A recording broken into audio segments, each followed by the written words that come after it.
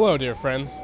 It is my honor to present to you today our very exciting project entitled A Sustainable Reality, Redefining Roots. Through an ongoing series of webisodes, and eventually a feature-length documentary, we will explore individual and community-based efforts towards changing the methods we use to grow and distribute our food. Our journey begins in Chicago, where we will highlight a facility known as The Plant. What was once the former Pure Foods packing facility is now enriched with new life. In time, this will be a zero-waste, self-sustaining urban farm. This locally based operation will change the way we grow and distribute our food. Our hopes through our web series and film is to show how a sustainable future can be a reality. Our initial exploration of this operation and similar projects around Chicago and the Midwest is merely a small piece of the puzzle. Our hope is through your kind donations, we can expand this project across the country and the globe. In this project, we hope to spread the message that a sustainable reality starts here, today. Whether it be through volunteering, a new grow project, a community garden, or simply passing the word along, we can help change the way we grow and distribute our food and begin to redefine our roots. Thank you, and enjoy. Well, this all may look very hard. The secret to it is to keep it fun and not to go too deeply into debt doing it. It's hard. But if you can make it inspiring and fun, then people will come and help. And so you want to set the goal very, very high. That's the primary thing to take away from this. You want to say, what's our ideal? And then shoot towards that ideal and don't compromise.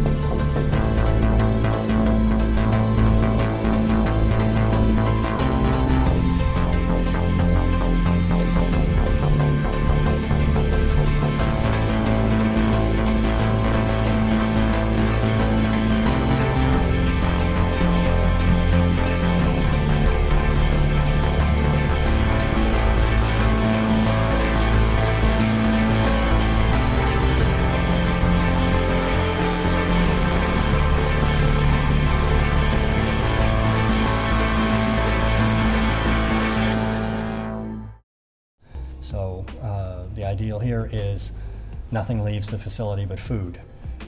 No waste leaves. There's no garbage that's going to leave this place. There's no wastewater that's going to leave this place. All that stuff is going to get consumed on site and turned into energy and then food.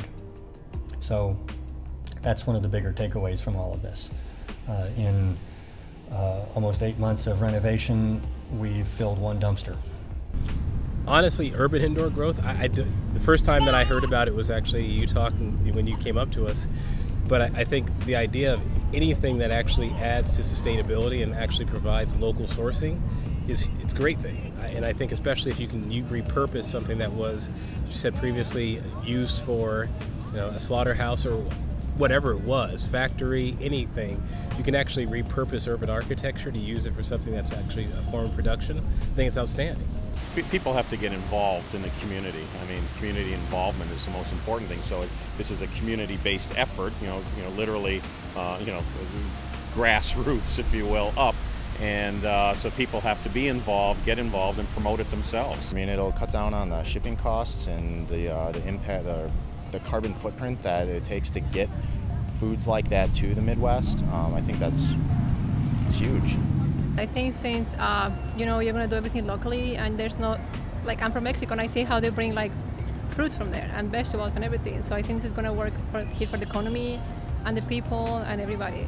I mean, I think it's something like this is going to become critical on all levels, and either we can choose to do it now and engage with it, or we're going to have to wait until energy demands are so high that we can't afford to ship food in from other places, and it's going to create more of a crisis situation than we need to have. And so I think I think just purely from an environmental, ecological, energy standpoint, it's going to be required that we stop carting our food and shipping it up, flying it up, trucking it up from different places.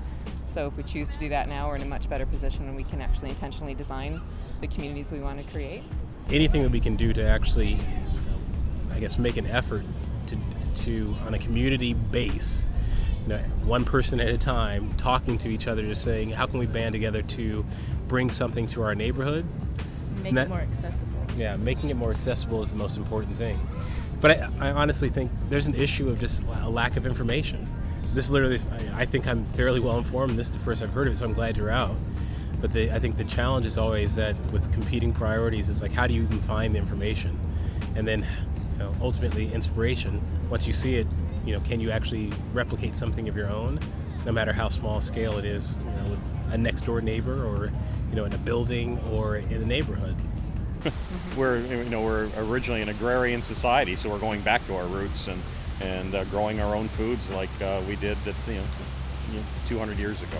What's your message to potential volunteers or anyone who's getting excited with concepts like this or similar to this?